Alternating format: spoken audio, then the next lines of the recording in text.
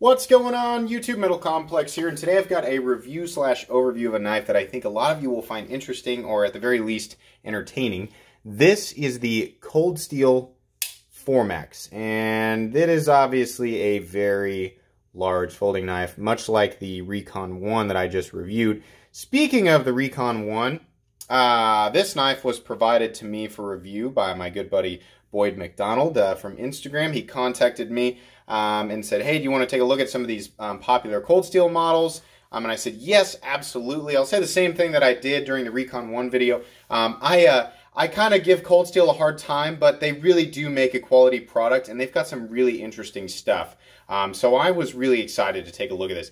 I've taken a look at the 8010 and the 8015. Those are two of the most hardcore folding knives that I have ever seen. Both the Scorpion Lock on the 8015 and of course the Triad Lock that is utilized by a lot of cold steel knives. They were both invented by Andrew Demko, hence the AD in the name, and they're based on custom knives. As is the case with the Formax. The one you're seeing here is the one that's made in Italy. It runs $329. There is a USA produced version of this knife with a coyote or lighter tan scale that's running $350 right now. As far as I can tell, it is literally the exact same knife, but it's made in the United States, and they want 30 bucks more for it. I think, or 20 bucks more, something like that. They're both based on a custom model by Andrew Demko that is substantially more expensive for obvious reasons, but I just thought I might clear that up a little bit. Gray G10 is made in Italy. Coyote or light tan G10 is made in the United States. That's it. Same blade steel, same dimensions, stuff like that. As far as I know, if I'm wrong, you can certainly correct me. Anyways, let's go ahead and get a measurement on this monstrous knife. Overall length of the Formax coming in at 10 inches. Good Lord, that is a big knife. From tip to scale, you're looking at about 4 1/8, maybe 4 1/4 in some places. The cutting edge on this by itself is 4 inches overall. Let's do some size comparisons. Up against the Ontario Rat Model 1. Rat 1 coming in at 8.6 inches overall and is absolutely dwarfed by the Formax. Look at that. That's crazy. How about up against the Spyderco PM2? Spyderco PM2 coming in at 8.3 inches overall, also dwarfed. How about up against the Benchmade Griptilian, or in this case, the Ritter Hogue? Ritter Hogue coming in at 8 inches overall. And last but not least, the newest addition to my size comparison knives, the Spyderco Para 3 in Maximate. Spyderco Para 3 coming in at 7.5 inches overall. Nice matchup there with the blade finish and the G10 coloring, but the Formax, obviously a substantially bigger knife. Let me give you guys an example of the action here. This operates on a Triad Lock, which means it's a lockback. Look at the size of that lockback. That is crazy. Takes quite a bit of force to unlock it. I would not recommend doing that. I would recommend using two hands, because if your finger is not in this position and you're pushing down on that, it will release enough pressure to drop that blade on your fingers. And that is a big, sharp blade made of 20 CV. You can actually fire this knife with the thumb studs. It does take a little bit of wrist. No, I cannot reverse flick it. Ricky might be able to. Ricky, if you're watching. Ricky is the world champion of reverse flicking. He can reverse flick anything, possibly even the Formax. Let's go ahead and get a weight on this monster. These are stainless, steel liners. The Triad Lock itself is steel. The blade is, oh gosh, the blade has got to be at least, it's 187 thousandths. It's got to be. Let's take a look at the blade stock up next to the PM2. Yeah, I bet that's 187 thousandths or 109, basically a fifth of an inch thick. So this is going to be heavy. Yep, 10 ounces. It is a heavy monster. So it's 10 inches long overall and weighs 10 ounces. I believe, though, the measurement people use, or to decide whether or not it's a reasonable carry size, is an inch of cutting edge. So if you're going by total length, then this is an excellent carry size. If you're going by blade blade length, then no, probably not. Now, on a serious note, though, this knife is not designed as an EDC knife. Anybody looking to EDC this knife, that's your own personal preference. You know, you're much like the Recon 1, you're kidding yourself if you're purchasing this assuming that it is a good choice for EDC. This knife was designed to be pretty much the ultimate in terms of a durable folding knife. Is a fixed blade a better option? Probably still most of the time, but this thing has the biggest, most heavy-duty Triad Lock that I have ever seen. And I've seen the Triad Lock withstand some amazing things. Things that are outside the realm of normal or even sane for a folding knife, but amazing nonetheless. So, I mean, I think this knife in particular actually was, you know, put under some above and beyond torture tests and survived it. You know, it's incredible in that sense. But just some things to keep in mind. Let's go ahead and take a look at the anatomy of this blade. What we have here is honestly a really good looking stone-washed drop point blade. It's kind of, it almost makes me think of a high, would you call this a high saber ground blade? I don't know. I'm not the best at making sure that I am calling the blades what they actually are. You have a flat that runs out about, I don't know, 80% the length of the blade.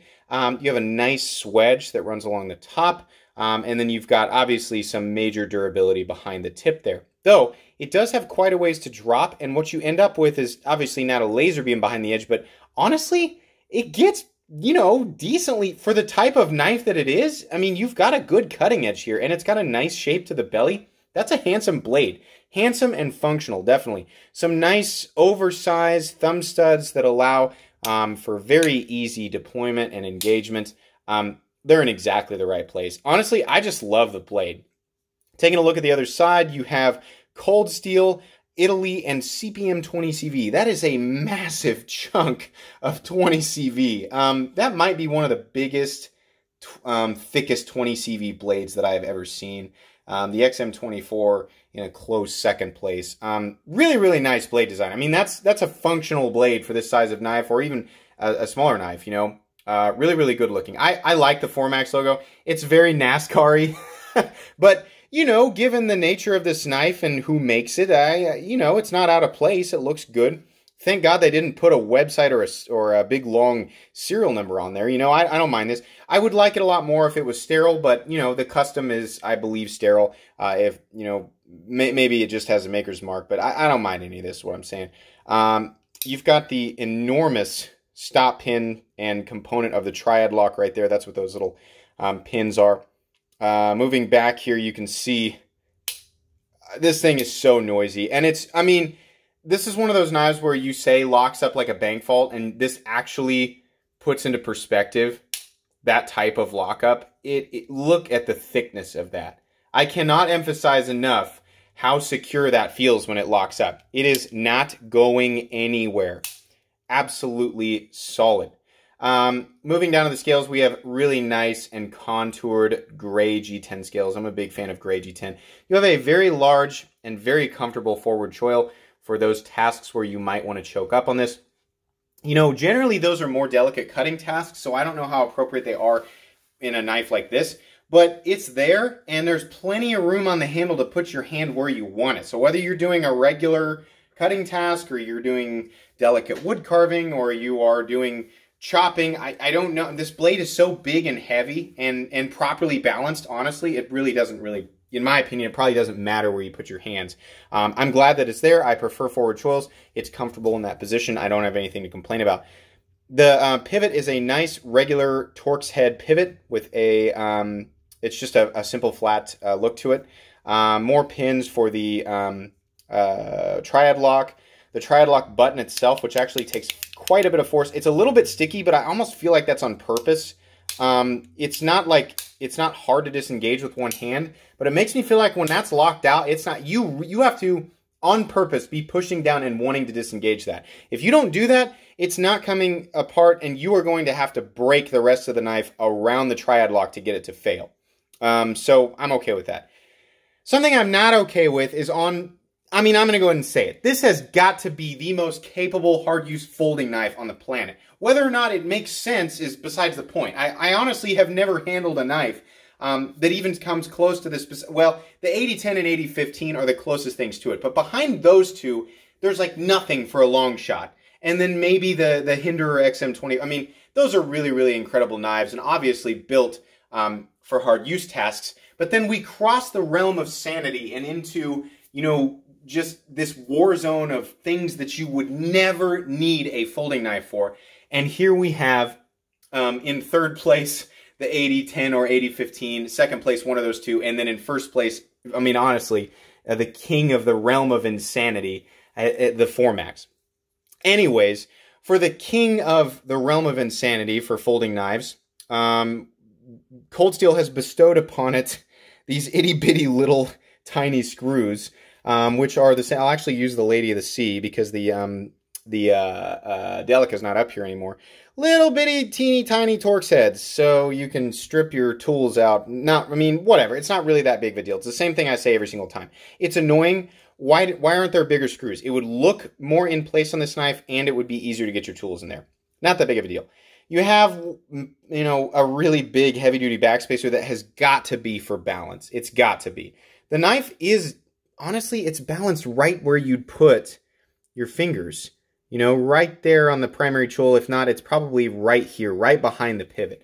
So it's got good balance to it, but it's probably because of this massive, surely, steel backspacer they've got in there. Full steel liners, you can see in there, everything is nicely finished off. You know, they didn't cut corners anywhere. Something that's confusing to me is the fact that it looks like the pocket clip is pinned in place. The pocket clip looks good despite it being a tad phallic. It looks good. I'm not sure if you can unscrew this, and we've got like a Chicago screw setup where you can pull this out and switch it to the other side. It looks like they're in the same place. I don't know. This isn't my knife. I'm not going to take it apart. If it is pinned in place, that's really confusing.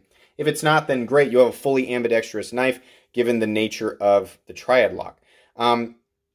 We've got much the same on this side, the slightly contoured G10 scales, and then your female side to the pivot.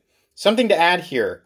This hole was also on the 8010. I don't know if it was on the 8015 or not. I wasn't sure what that was, but, you know, Ricky pointed out to me that maybe that's where you can stick a pin and make it even more indestructible than it already is. I mean, if you imagine with me, I don't know the name of it, but it's the pin that I would use to lock down a trailer behind a truck. You could stick a pin in there like that, where it's got, you know, the grooves and it sort of pinches together. You could stick that in there and make it to where, in the event that some incredible force causes the Triad Lock to disengage, the blade would not be able to come any further than right there because there'd be a pin in the way. So you might have a folding knife that is as close to as strong as a fixed blade as you could imagine. And in some scenarios, depending on, you know, the thickness of the fixed blade and how reinforced the tip is, you might actually have a folding knife that is more durable than some fixed blades. Now, I know that's a bold statement. I'm already, you know, the flames are rising and people are getting upset with me. Obviously, you know, a fixed blade like the SE5 or what is it, the Kabar BK2, obviously those things are nearly indestructible. But I mean, in terms of a folding knife, I can't stress this enough. This has got to be the most durable thing out there. Let's talk about, you know, why you might need something like this. That's kind of where I hit a roadblock. This thing is incredible, and it's very well put together. Ergonomically, it's fantastic. You have multiple positions for your hands, chopping positions, regular use positions. You got choke up positions. Honestly, 3 different positions. There's not really any traction needed on the scales. The knife is going to lock you in just like this. There's also plenty of traction up top with this kind of jimping that's back on the scales and the blade.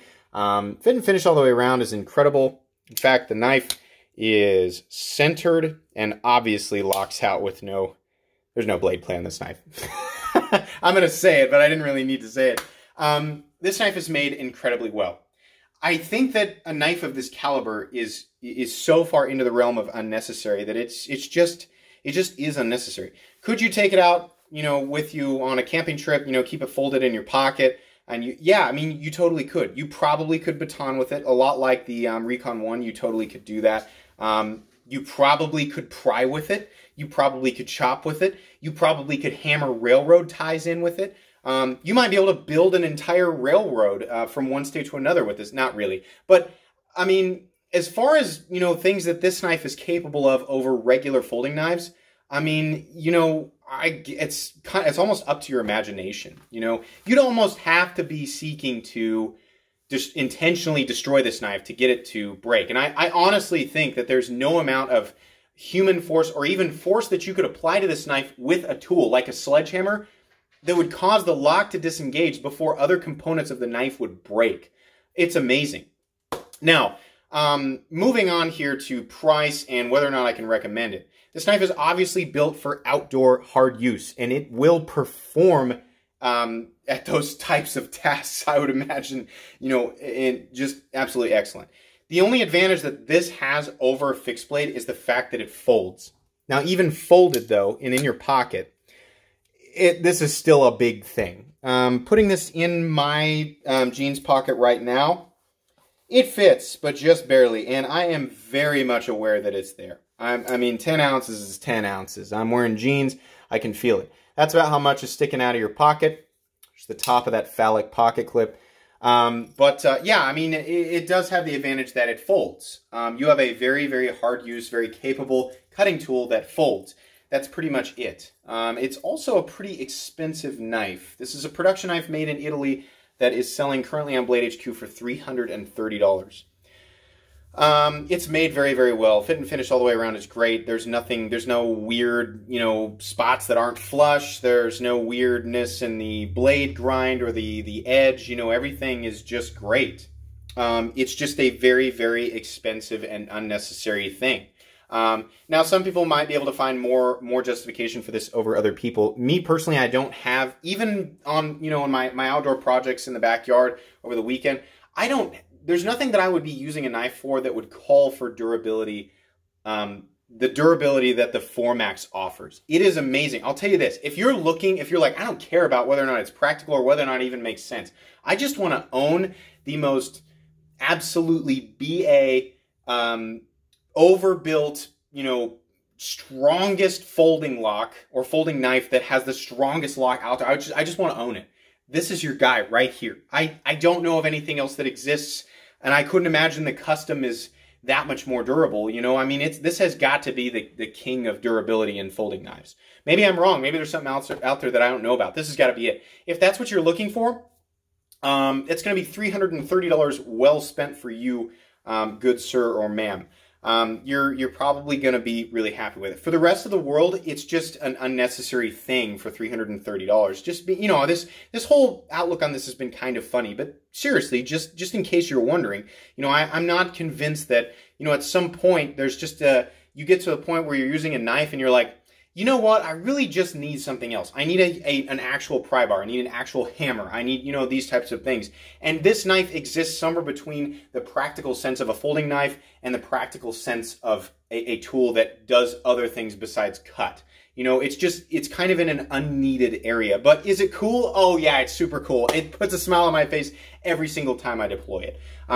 This has been really fun. I'm really happy to have an opportunity to view this. If you really want something like this that you can carry, you really want like the overbuilt folding knife feel, but you want something that's a little easier to carry, honestly, I would recommend the 8010. It's a little bit smaller. It's still got that big overbuilt feel, but you can have it for like $160, less than half the price of this. This is a super cool knife. Not going to be one that I can recommend, but it definitely does bring me happiness. And collectors and enthusiasts of the extremes in the knife world, yeah, definitely. If that's your thing, if you're just wanting like the craziness of the knife world and you're an enthusiast, this is super cool. And guess what? You can go out and use it and not really worry about it being something that's going to break. Obviously, you know, do things with it that are within the parameters of the warranty, but it certainly does feel like it's capable of what it's advertised to do and beyond. That's going to be pretty much it for this review, guys. If you enjoyed this video, please leave a like. If you'd like to check out my other content, I do, of course, have lots of videos of knives that are either expensive or inexpensive that I do or don't like. So check those out. And if you enjoy all my content, then please subscribe to my channel because there's definitely more coming. Thanks again for watching, and have a great day.